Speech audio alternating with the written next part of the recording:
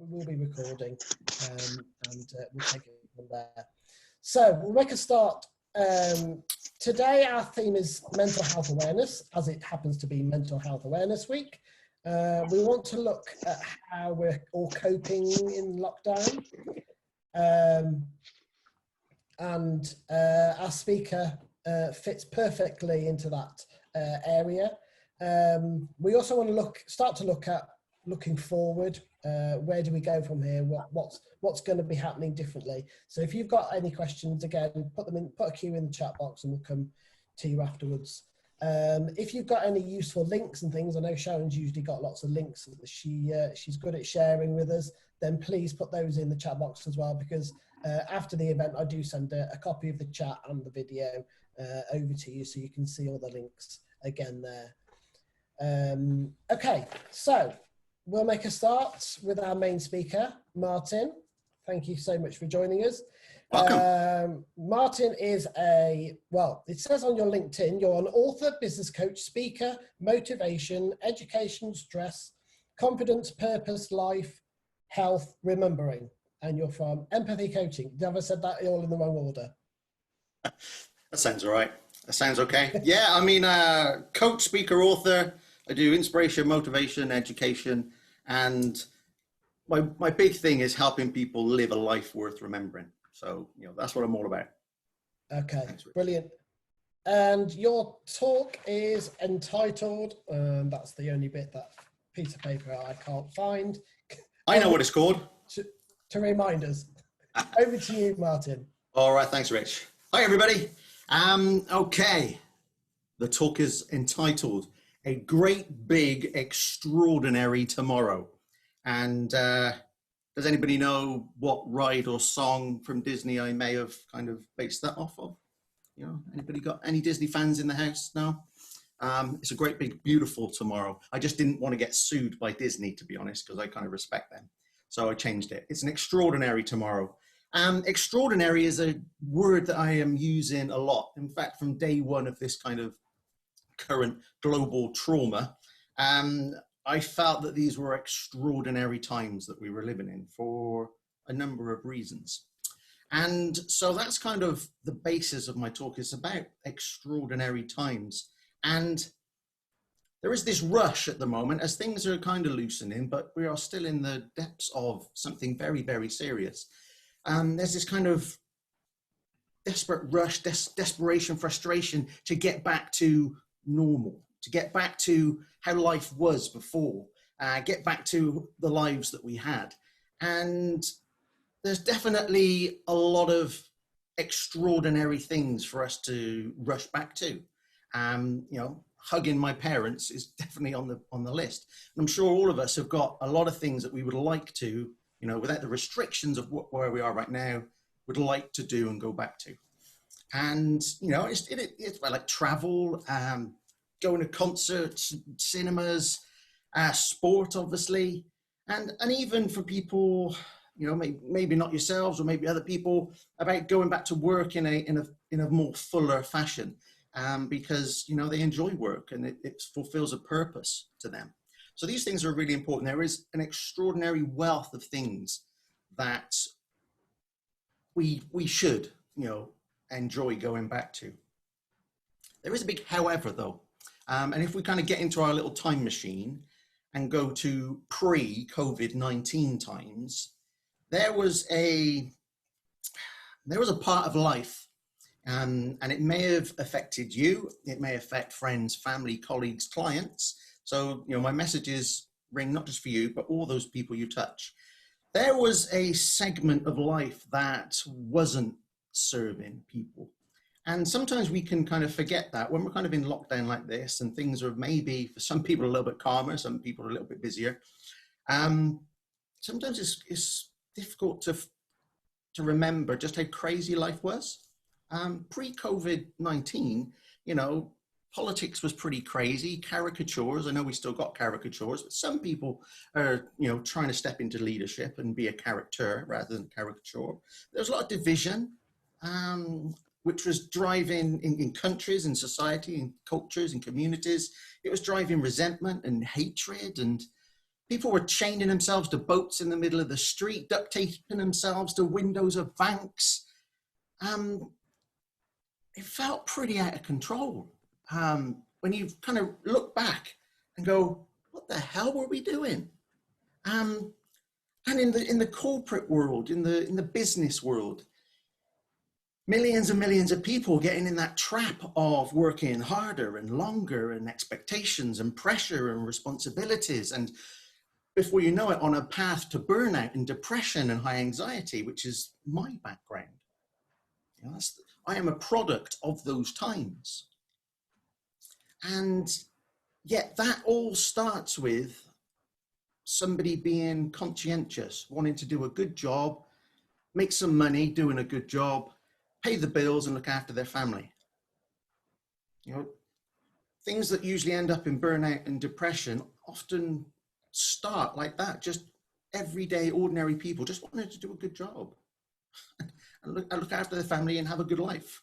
And yet somehow over time it gets kind of warped, and these good qualities, this positivity gets warped and changed and molded into something where we feel like the whole world is on our shoulders and it's all our responsibility. Everything is urgent, everything is important, everything is due yesterday, and you've got a list so long there is no way that you can ever get through it. That was putting incredible stress on people and results in really bad health. It ruins your health, it ruins your relationships, and some people don't even come out of that situation. So there is a segment of life that I hope, I pray with all my might that we don't rush back to. And like I said, maybe that was part of your life, but maybe it's other people you know and your clients or your friends and your family.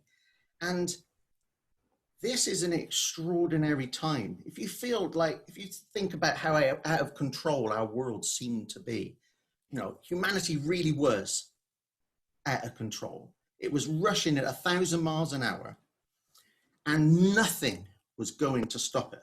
Nothing was going to stop it. We were not going to stop ourselves. We would have just kept going and piling more and more and more, and it would have affected negatively more and more and more people. And yet then suddenly this thing comes along and basically slaps us in the face and stops us in our tracks, stops the entire world, a collective experience, every human being pretty much on the planet affected by this one thing. And it's forced us to stop. The things that were important before, or we thought were important before, the price of oil that was driving everything, the stock markets, and everything else in between, that all of a sudden we're realizing what really is important, what is essential in life, in society, in communities, and who are essential. And it's also given us an opportunity to do things in a different way. So many people, you know, whether you do it before or not, but many people are working from home. There are thousands, if not millions of people now that used to have to put up with a massive commute, get really frustrated, spend thousands of pounds on parking and fuel to go to a building and sit in front of a computer and on a phone, that they've just realized they could do that from home. And this isn't just one person now saying, I'd like flexible working because, you know, I'm struggling, or I need to get some balance in my life. These are whole workforces now that are going, you know what, the business model we've got, maybe it's not working. Maybe that great big expensive building that you've got, we don't need that. Maybe we can reduce the cost, use that money in a different, more positive way, and maybe give people flexibility and have a smaller hub.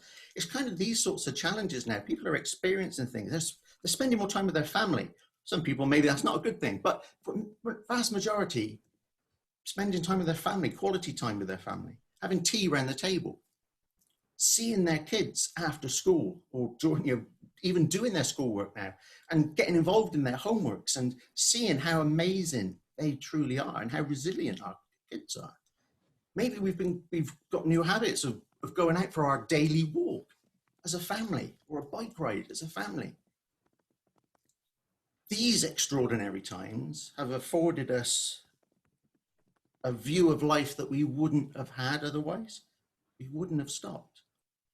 And so when we are looking towards an extraordinary tomorrow, what I encourage everybody, no matter how happy you were with life before now, or indeed how happy you are with life now, it's to really reflect on what was serving you before and absolutely bring that with you and be desperate to get back to that. But if it wasn't serving you before, really think long and hard about, do you really need that in your life?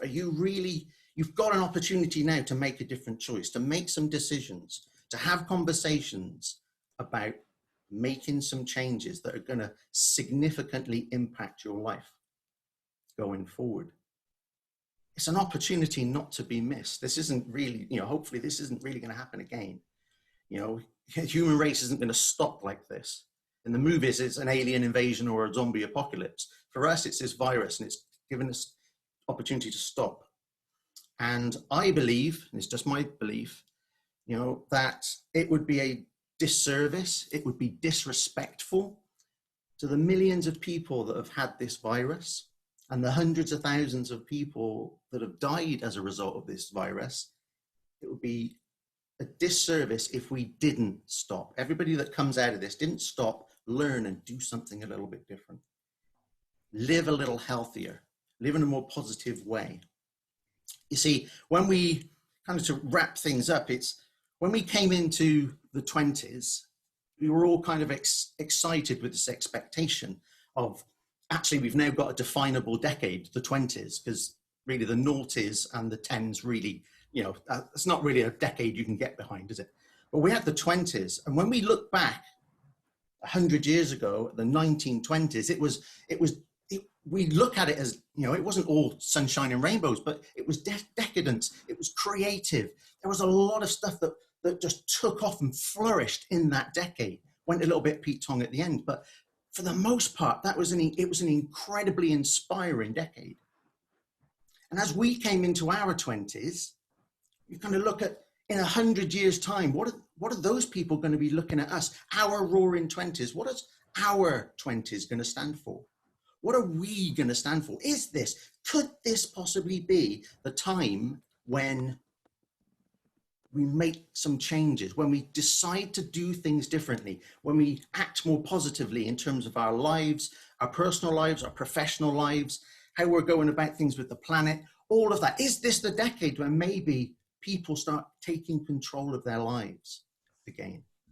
It was kind of my hope as we came into this. Now, we didn't know that what was just around the corner and this was going to happen. And you know what? In 100 years' time, they're going to be looking back at us and they're going to go, wow, they came into the 20s with all this expectation and all this hope and inspiration, and then they got hit by a worldwide trauma and crisis. You know what? They're not going to dwell too much on that crisis. What they're going to want to know is, what did we do next? Did we really go back to how we did things before, which was, in the most part, very unhealthy and out of control? Or did we use this opportunity to build a fantastic and extraordinary tomorrow? No, I'm not talking about leaps and bounds overnight. These things take time, and it's individuals making small decisions, small changes that make the difference. But that is what's before us right now. And so I encourage your colleagues, your friends, your family, your clients to really reflect on what is serving them. Bring everything that has served them in the past, everything that's serving them right now, and try to build a better routine, a better lifestyle, a better personal and professional life going forward, because this is an extraordinary opportunity. And like I said, for all those that have suffered, I think it would be a massive tribute to them if we actually learned something and did something different. So that's my talk on a great, big, extraordinary tomorrow. It is fitting for Mental Health Week, because obviously that's the bit that I'm really, really worried about. You can either just exist rather than live, or if it goes really wrong, then you really get ill and you have some pretty dark paths that you'll cross. And I've been there, and I don't wish it on my worst enemy. So right now, let's learn from it and you know, it's not just about an extraordinary yesterday, an extraordinary today, an extraordinary tomorrow. The truly extraordinary thing is each and every one of us. We're the ones that make things extraordinary. And I think we owe it to ourselves and everybody around us to learn from it. So thank you for listening. I hope that was inspirational to you. If you've got any questions or queries, then let me know. I do have a brand new website that's built specially for these times, www.extraordinary-times.com. And that's a collection of all of the support that I'm offering, but also partnering with other people on both wellness, money, business, and a bit of education as well, even a bit of entertainment. So thanks ever so much for your time today. And thanks, Rich, for having me on. Brilliant. Thank you, Martin. Has anyone got any questions for Martin? Okay. Joe, question from Joe. In a nutshell, what made you a mental health expert? There we go. A leading question for you. Yeah, that's nice. If Adam Brooks was here, he'd say... He's on the call. Where's Adam? Well, Adam, where are you, mate? He'd say, I'd never want to be an expert, because that means you're an expert. I'd never wanted to be a pert in the first place.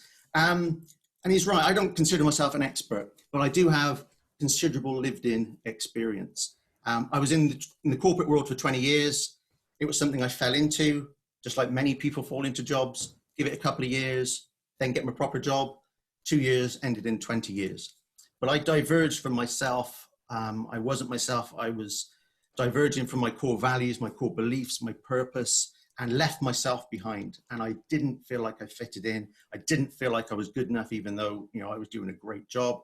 And eventually the stress ended up being 2 burnouts, severe depression, self-harm, high anxiety, which then led me to have generalized anxiety disorder, which I've still got and being treated for. And then I decided to take my life because I thought I tried everything. So when it comes to mental health, I've gone through the entire experience of having low-level stress just because of life and stuff, right through to how life can mold and twist and make you feel like there's no way out, and feel trapped in an environment, in a corporate world that you can't leave, you can't possibly leave. So yeah, that's my experience. Am I an expert? I'm not an expert, but I know deep down how it feels. And that's kind of what drives my purpose, my message. I don't want people to feel like that, because you don't have to. That's what I've realized through this journey. You just don't have to. All you need to do is do things and think about things slightly differently, have a different relationship with work and your life. And all of a sudden it opens up amazing, amazing opportunities. And that's why this right now is an incredible opportunity to really reflect on that, even though these are obviously tough times. Not quite a nutshell, but certainly shorter than I usually would. So there you go. Hope that helped. Okay, yeah. Martin was going to be one of our speakers at the expo that we have postponed, and hopefully, fingers crossed, if we can arrange it for later in the year, I'd really like it if Martin could come and tell us a bit more of his story. That'd be a pleasure. We can get the expo on again later in the year, fingers crossed.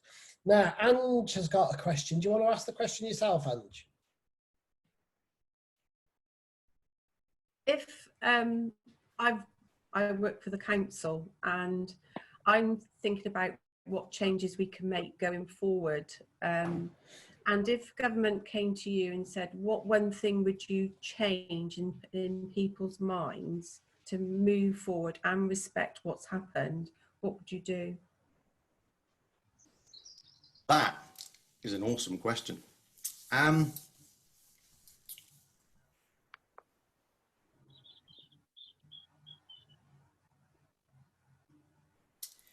think it is about respecting that people are not just one thing. And by that, I mean people live into work rather than working to live. The main problem that is caused is our relationship with work, where we are so grateful for the job. Don't get me wrong, we're grateful for the job, but to such an extent that we are willing to not just go above and beyond, which is fine, but it is to push ourselves beyond our limits, to intrude into the rest of our lives, the other facets of our lives, to break up our relationships, to not be able to look after ourselves in a healthy fashion, and to be exhausted. So this one thing is to, in the mindset, is to just re-engineer our relationship to work, and just understand that, yes, it's valuable. Yes, it's purposeful. Yes, it fulfills a need. Yes, we serve other people. Yes, financially it helps us, but it is not the be all and end all of our lives. We do have a life worth remembering that is also beyond work. So a difficult one, but it's that sort of relationship. Mm-hmm. I think. Thank you. Well, That's Adam, what my mum said today. Add to that. That's what my mum said today. It truly makes you realise who is important at this moment in time. And it's not the work, it's not the money, the financial stability helps, but it's who you have around you to go forward with. And that makes us the persons we are.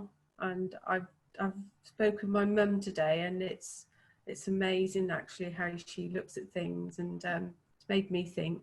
And yeah, it's looking after us and moving forward and changing what we believe is right.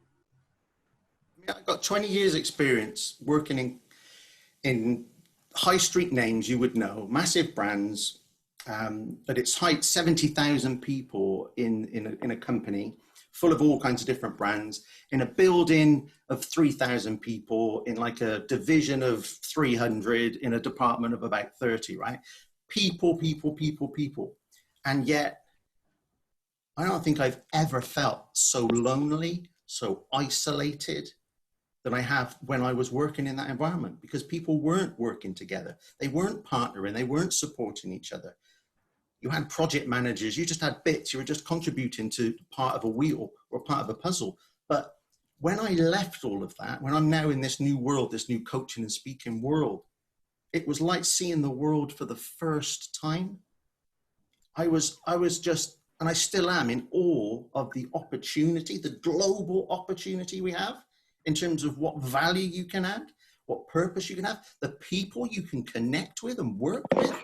Some of the most amazing people on the planet. You can actually have access to these people. I didn't even know that existed when I was in the corporate world, because I was in a bubble. I was contained in a bubble. So to see the bigger world, to see an amazing world of opportunity, and I'm kind of afforded maybe a different perspective on life, because I've actually died once and nearly died twice, and I nearly took my own life. So when you've been through that, I really get the value of the gift of life. I really know what that means and how precious that is. And as a coach, as many coaches, we kind of go through a trauma or something and use that to fuel what we do. But we can never put somebody through the same sort of trauma that we've been through to learn the same lesson. We try to actually help them avoid what we've been through. What this has done on a global scale, and it's affected people in different ways, we've had a consistent experience with trauma and has made us retreat. And that is something you could never teach. It's an experience that we have to have and then learn from it. And anything we can learn, not just as a think about it now and then go back to normal. This is a think about it now and take action, do something with that learning. Because if we don't do something, then we've squandered that opportunity. So, yeah, that's my view on it. Great. Fran, did you have a question? You need to unmute yourself. You're on mute, Fran. Yeah, I've just been online to a teacher who's now thinking about giving up her job for exactly that reason. And of course, she's not going to be the only teacher going on. And so I think the government's going to have to ask some big questions. So, and for her, it was about saying no. So it's about finding that space whereby you can say no if it's not right for you, no matter what. And I guess that has to be our own permission that we give. But it's also about the work environment giving us permission as well. I don't know if you want to talk that one through and how we can find that inner no. That's a great observation, a great question. No is a superpower. Part of the reason a lot of people get very, very stressed, very then anxious, and it all leads and compounds itself, is because we say yes to everything. Because we feel like if we don't say yes, then we're being obstructive, we're being difficult. Somebody will judge us, and then that'll go down on our performance review, and then we'll get like knocked down on that, and then maybe not get the bonus or the pay rise, and the next restructure will be the next one's out. So what we get into the habit of saying is yes. You're going to be a what? Yes, please, No, yes. I couldn't get it registered. Get it registered. So we get into this habit of saying yes, yes, yes. It's the confidence, you're right. It's the permission to say no and being really confident with that. But you don't say no in a really obstructive way. You say no for very good reasons. The more that you can manage, you be in control of what you're doing, what you're responsible for, your actions, your accountabilities, the clearer you see that, the more control you have over that, then the more you can say no, because you've got a valid reason why you say no, because of this. And these are more priority than what's just been asked of me. If I say yes to this, then this can't be done.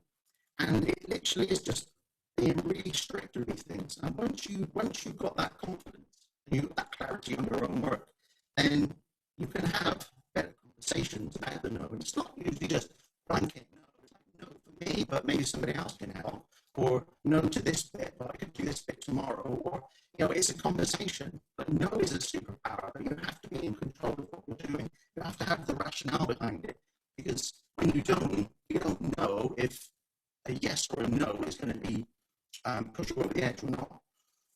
You've got to speak the other person's language. Mr. Brooks is always about that communication. The other person, what's in it for them as well. You've got to work it through. So no is a superpower, and it comes from confidence, and it comes from a confidence in how you're able to work and what you're in control of in your life. And no is as much a superpower in business as it is in your personal life. It's protect yourself, protect your health, protect your priorities. And sometimes it's protecting the business's priorities.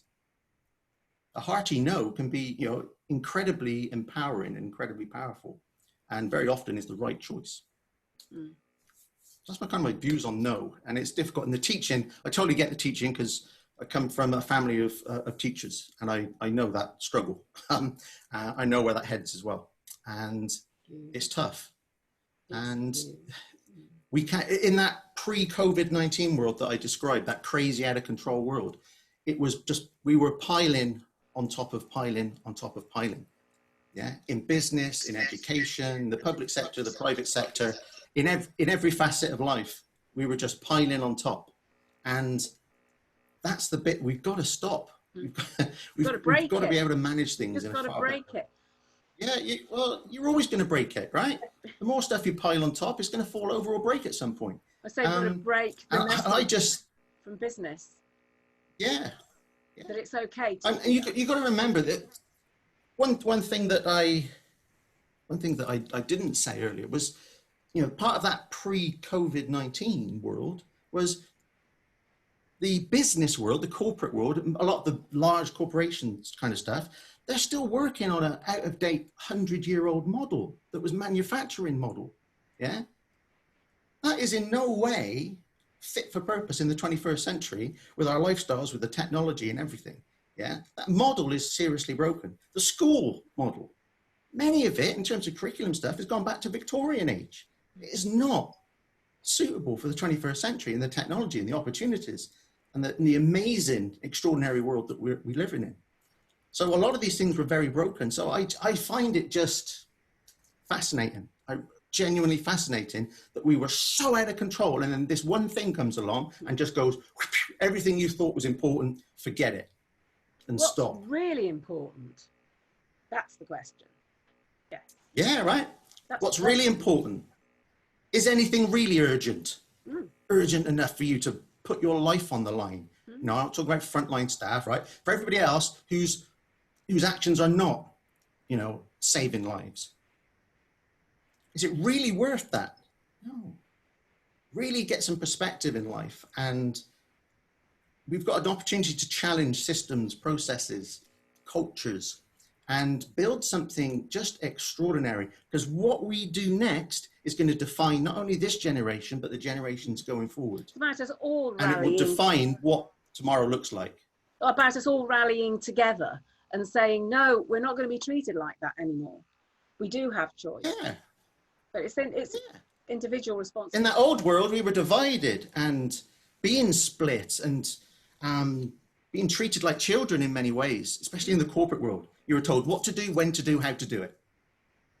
No creativity.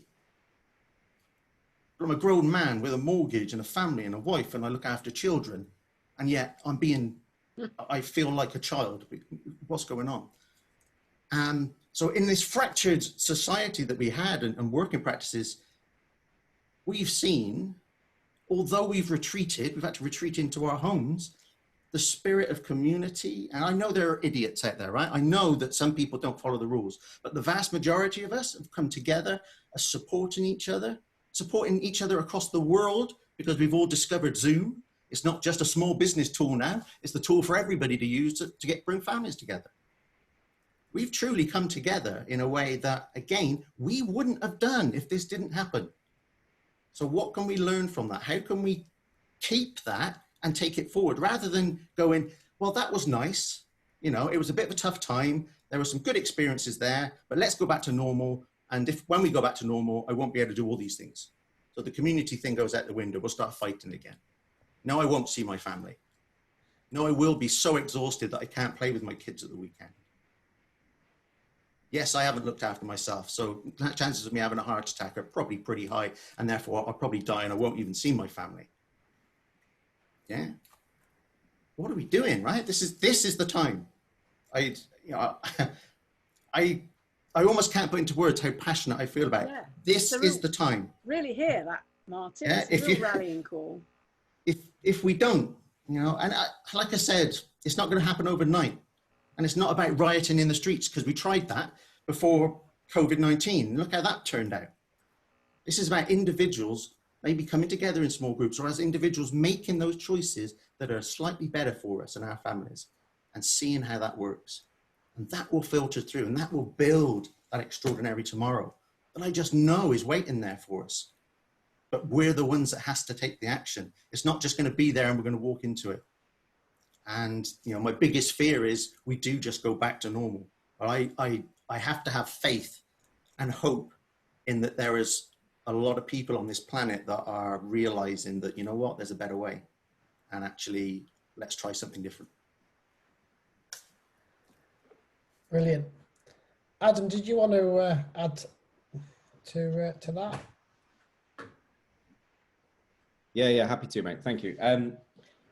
Brilliant chat, Martin. Sorry I was a little bit late. I had a couple of problems logging on, but always love to hear you talk, mate, your passion and your energy. So the question you were asked earlier on about being an expert, just very quickly. My answer don't contradict me now, mate. No. My answer from a point of view of working with you and knowing you for a number of years is that you care, and that goes above every certificate I've ever seen. So I remember working with a junkie, and that was his term, not mine. A recovering junkie, ex-offender, trying to rehabilitate himself and stuff. And just picture this for a minute. He was on heroin, got himself clean inside, came out. His dad was in prison, and he had to smuggle drugs in when he was a kid to give him some credibility when he ended up in prison, because his dad said he would, and he did. And then when he came out, his mum was addicted to heroin and buying heroin from a bad dealer. So he had to go and face his dealer every day to get good, decent heroin, and face that temptation every day. And that was the kind of support that he was offering to his mum, because he had to get her the drugs before he could get her off. And a lot of people have never dealt with anyone in that sort of space. And I'll tell you what, you don't need an expert or a textbook junkie then. What you need is somebody who cares, somebody who's going to get in the trenches with them and dig deep with them and go, I understand your pain, and I'm here, and I'm not letting go. And I'm going to partner up, and I'm going to join up, and I'm going to share with you, and we're going to challenge you, and we're going to get through this together. And this whole big society, and I'm not going to go on a political rant, but this whole big society, that's what we need right now, is little society turning into big society, not this 1% and 99%. So everything what you said, I completely echo. My question, actually, I was asked a question last week about what am I going to achieve during lockdown? And if Richard's still on the call, I wanted a bigger beard than you, Richard, but it's not working out. I've got to work harder. That was my challenge. It is mighty.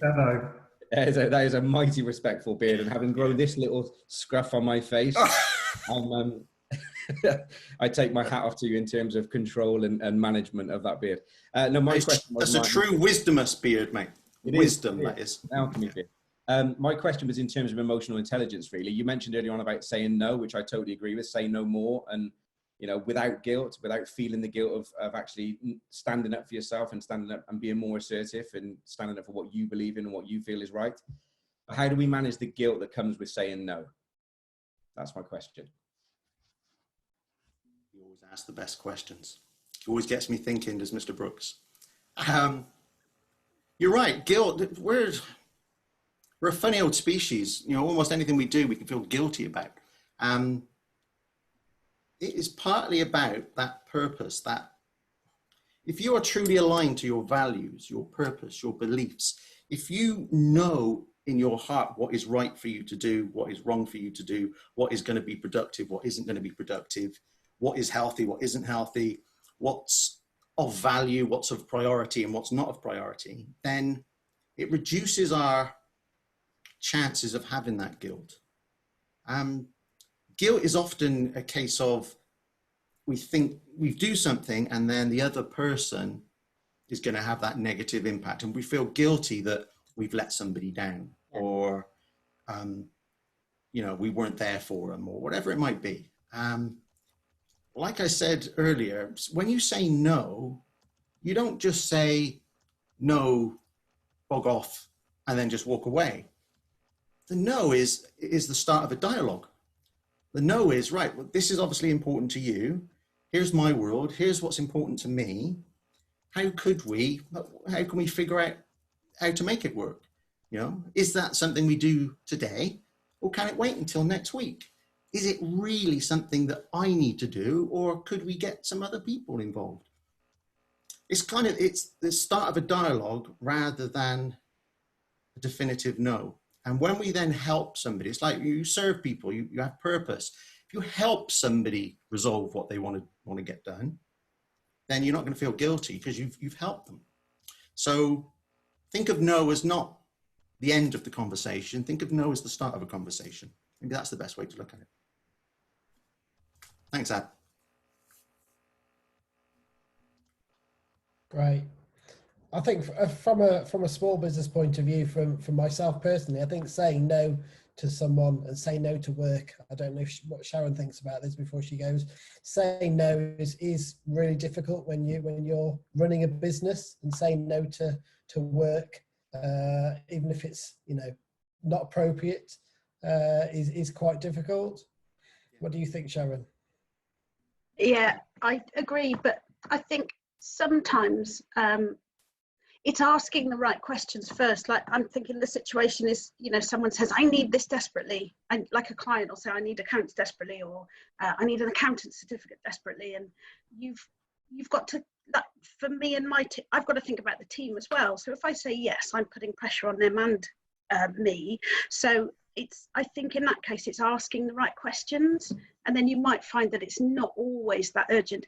The client will say it's urgent, and will have their reasons. But if you dig in and ask the right questions and keep asking, then you can find actually, yes, it's important, but actually we have got till the end of the week, or we have got till next week or something. And then it's a difficult one if you've got someone who keeps doing that. I'm sure we've got someone we work with who always does that and doesn't give you enough time for things. And then I think this is a hard one, but yes, you need to say no. Otherwise, if you say yes, or not today, but I'll do it tomorrow, that's still putting you under pressure, but you're educating them that it's okay. So I think as much as we're kind of, as professionals, we feel like we're there to serve, we're providing a service, aren't we? But actually we still need to put ourselves first and our well-being and our team's well-being as well. And if it means you've got to tell the client that, like, I can't do this, it's going to put me under too much pressure. Or something I think of as well is, what about if I was on holiday? I wouldn't have been able to do it. What if they? So it's looking at things in different ways. But Martin, you're absolutely right. It's about having that conversation and asking them how urgent it is, and what is the reasoning, and having a good chat and listening and understanding, and then trying to maybe come to a different arrangement, if that makes sense. If I can I absolutely agree with that. Yeah. Sorry, I'd go on. I think Sharon's spot on, and that what you've just said there, Sharon, in terms of putting yourself first is vital, and that expectation management and stuff. And this is something I work on a lot with customers, because it always comes up, and Rich is right. We always feel we have to, because we need to exist and we need to survive. We need to pay the mortgage, so we can't afford to say no to customers and stuff. And if you look at Pareto's law about 80-20, 80% of my customers fit beautifully, 20% of them don't. Now, within the 20%, some of them provide me my best margin, and they're great, but they will never, ever be the run-of-the-mill clients that will fit into the routine of everything. Some of that 20%, I never want to work with again. And that's the reality of it. So a big piece of work I get people to do, and I think if it's a quick exercise you guys want to do individually off the cord, then please do, is write down accommodate and compromise, and then mind map those two out and define what they mean for you, because there's a big difference between what we accommodate in life and what we compromise ourselves on to say yes to.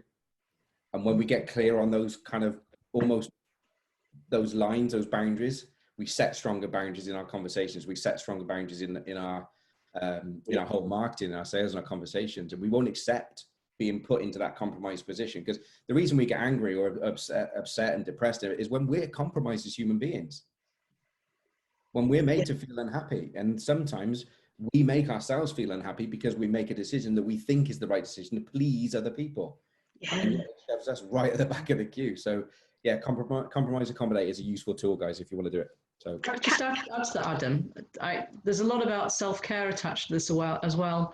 And I think there's a bit about, I'm okay, you're okay. There's that balance to be had. Otherwise there's a lot of inequity, and that doesn't sit comfortably with your values, and it doesn't sit comfortably with how you have to try and run your life. But if you're trying to work with people or be with people that aren't accepting and respecting you as an individual, then that equity is not going to be there. And sometimes you just have to walk away because it's not good for you. And it's not helpful for the relationship. And you've mentioned a fantastic book there, that I'm okay, you're okay, which is one of the best, I think one of the single best books written on transactional analysis and, moving from parent-child relationships to adult-adult relationships in personal lives and in business, and it shouldn't be about I win, you lose, or you win, I lose. It should be about how do we win? Because there are ways that we can win. Yeah. But we have to accommodate, not compromise on that. Or like you say, walk away, because my health is my mindset, my well-being is far better than a few £100, because I'm resourceful, and I believe everybody on this call is resourceful. Yeah, if you need to find £100 to pay a bill, you'll find £100. You can sell shit on eBay these days. So making money is not difficult, but rebuilding trust in a relationship where you've been compromised, that takes time, So I know where I'd rather choose. So thanks. That's a brilliant addition. What I've found in my experience, both in corporate but also outside of it, is when people are asking stuff of you, it's often very reactionary. So something's happened and then they've come up with an idea, or something's reminded them of something. And so that suddenly, all of that panic and reactionary kind of thing gets put on you. It's only until you then, like Sharon was saying, you start asking questions, you really get to the nitty gritty of, well, is this urgent or important? And the amount of times that I discovered that it was a completely false deadline. Do this by Friday. It's actually not due until next Friday, and you bust a gut, you stay up all night to do it. And then they go, yeah, thanks. And then they don't do anything with it for a week. You've really got to understand what's going on.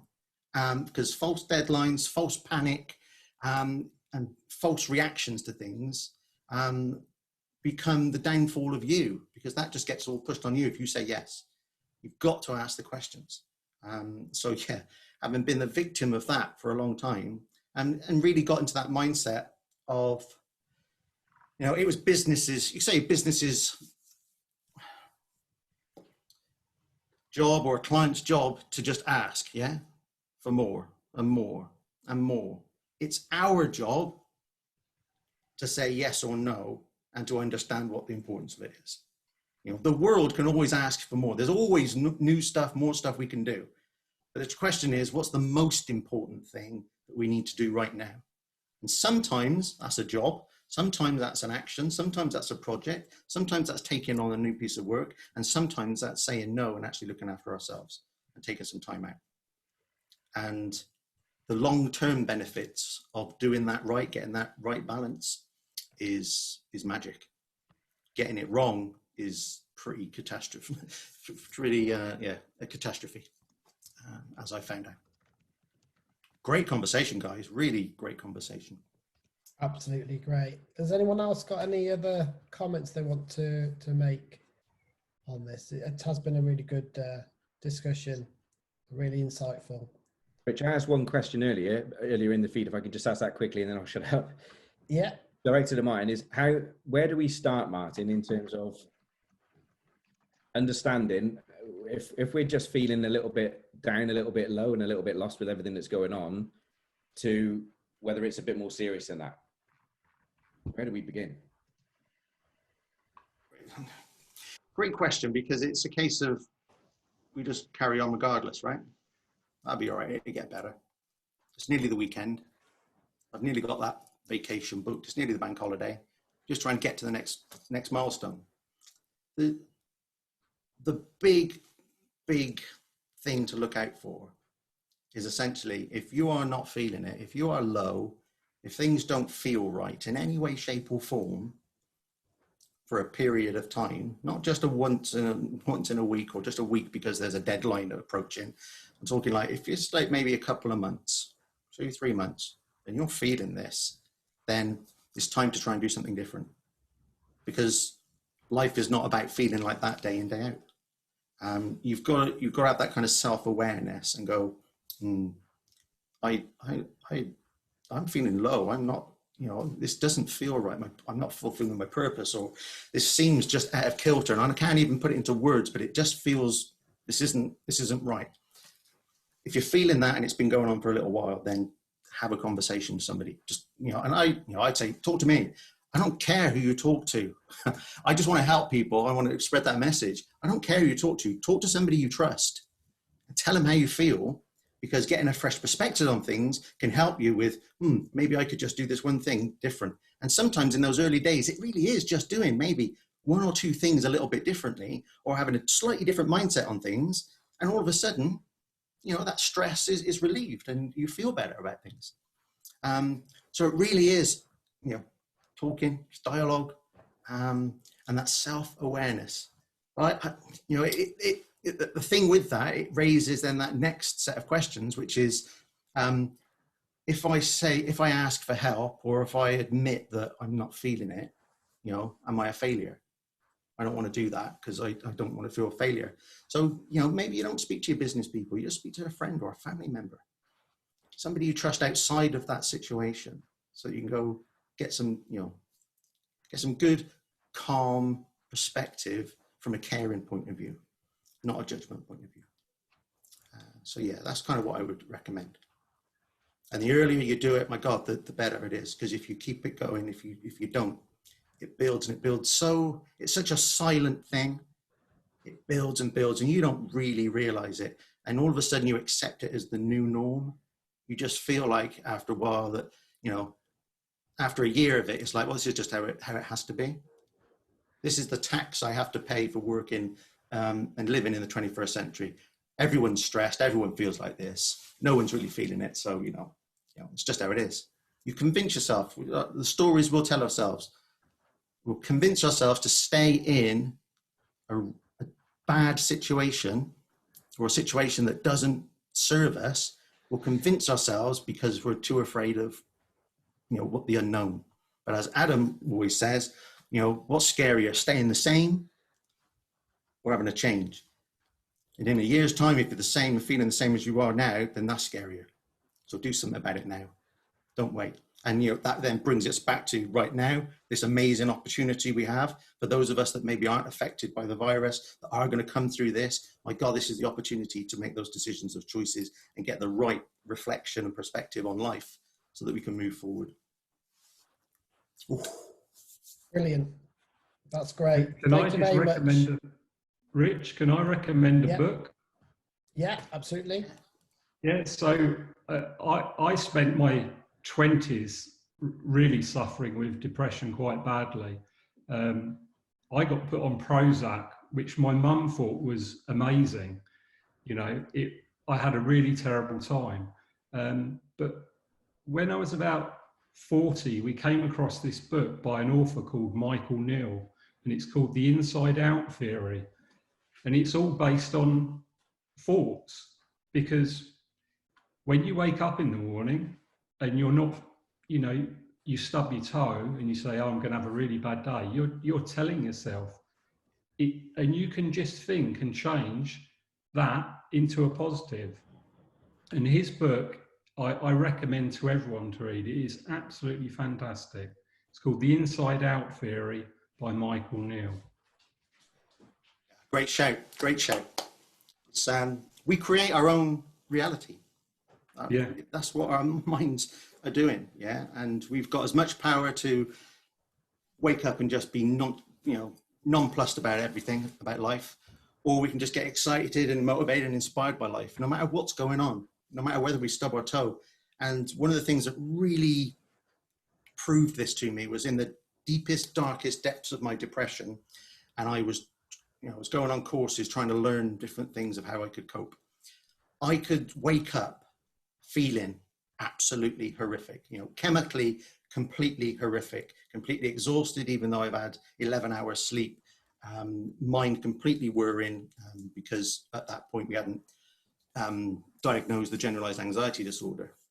And yet I was able to turn around days like that started like that, and maybe the whole morning was like that, and everybody would go, oh my God, that's, you're never going to come out of that.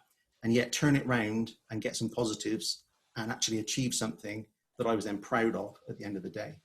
I did that time and time again, which then just proved to me that it doesn't matter how, however you wake up, you can always turn that round. Yeah. And when you do that, the feeling you get at the end of the day, having achieved that, is massive. You can't manufacture that. So yeah, brilliant.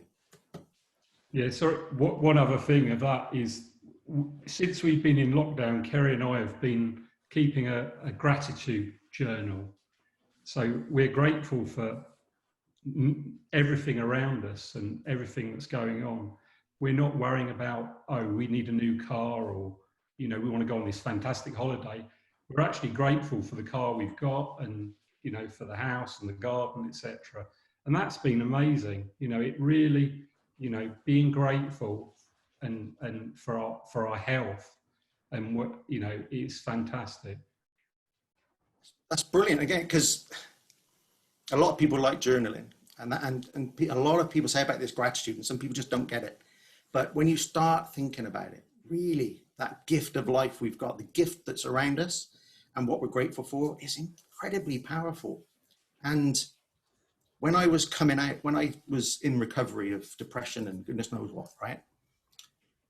What I had to do was strip life right back again.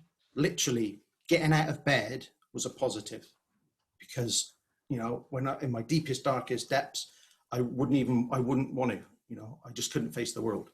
So just getting out of bed, to take a step outside, massive. To listen to the birds, smell the grass, really strip life back and be grateful for every single little thing that we either took for granted or didn't even notice before. That's how I started my journey to recovery. And it's something that, like I said before, unless you've really been stripped back, it's not something that you can teach, really. But these times have given every single person that opportunity in a stripped back world to go, what am I grateful for? What do I appreciate now? That's extraordinary. And the more you focus on that, rather than all the other noise that we had before, genuinely, the happier and healthier you will be. And it's not about leaving that behind once we come out of all this. It's about taking that with us and building it into our days. Yeah, great stuff, Richard. Great. See, there is great wisdom with that beard. It works. Okay, brilliant. Thank you very much, Martin. And thank you for the conversation, all those involved. It has been a good session. We didn't get on to the questions, but I don't think we needed it today. I think it was a good session, with it being Mental Health Awareness Week as well. I think it's very real good insights there. Thank you very much. We will be back in 2 weeks' time. I think that's the 3rd of June. And we'll obviously put all those questions and things in there. In the meantime, please stay safe, everyone, and we'll see you all soon. Thank you. Great stuff. Well done, everybody. Thank you. Thanks.